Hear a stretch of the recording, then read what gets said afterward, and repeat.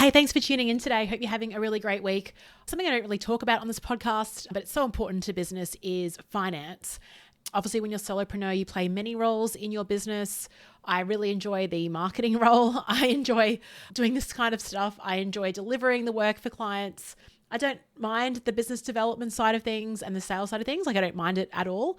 But I think my strength is definitely in probably more of I guess I see the fun being the media and the marketing and the writing and everything else. But finance is really important. One thing I have in my calendar on a weekly recurring invite is to go into Xero, look at my finances, reconcile things to keep it all fresh. But the amount of times that I'm just too busy to do that. And so what happens is when it gets to the end of 90 days and my accountant is trying to do my business activity statement in Australia, she's like, hey, can you get in there? Can you reconcile all your reports? And I go in there and I was like, what is that expense for? And I often have to Google various companies or cross-check with my calendar to see what I was actually doing that day. And then I classify it and categorize it.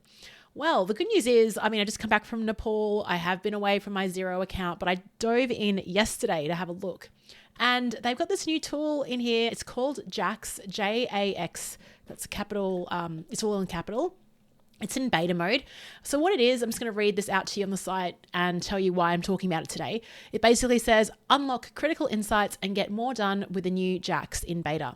By the way, I'm talking about Xero, Xero, which is accounting software. I don't know if you use it. I would say a lot of businesses, of my size, are using Xero, bigger sizes, like it's for, many different organizational sizes. I actually have I pay quite a bit every month because I use one of their more premium subscriptions because I get paid in various currencies, and Xero makes it easy to handle that in terms of currency exchange as well. So I've got to pay a little bit extra for that. I also have it integrates with Stripe, which is the tool I use to get credit card payments.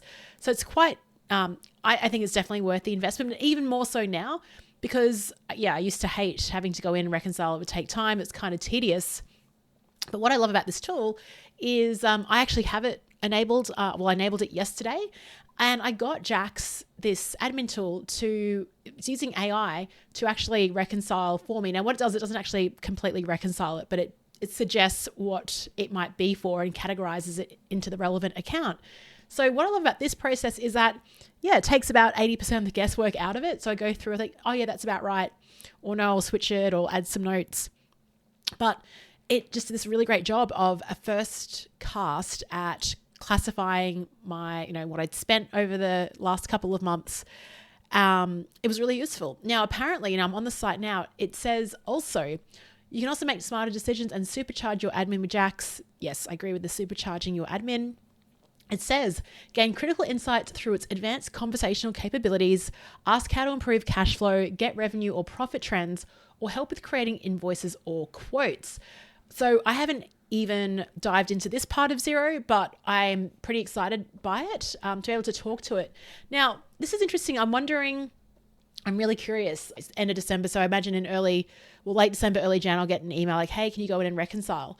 But I'm wondering if my accounts will say, hey, you can use this tool called Jax to, supercharge it. I haven't received any comms from my accountant about it. I'm curious, is that because, I don't know, is this the start of the disruption of accounting and getting that advice? If Jax is here to give me advice on demand like an accountant, it's really around data. Sure, there's emotional decisions as well, but I'm sure you could include that into your conversation. I'm really curious, is this the beginning of the end for that type of work, for bookkeeping? This is very early days and I'm finding it insanely useful already. It saves me so much time right now.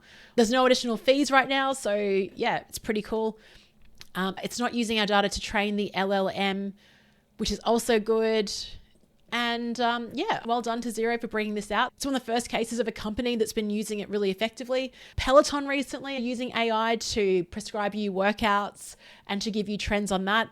The Strava app I'm finding very helpful in identifying trends. A lot of the health apps I find are using AI really well, but this is the first time I've seen a good finance app do it really well. So that's my little geeking out on some tech today, but it saved me a ton of time. So thanks for listening and I'll speak to you tomorrow.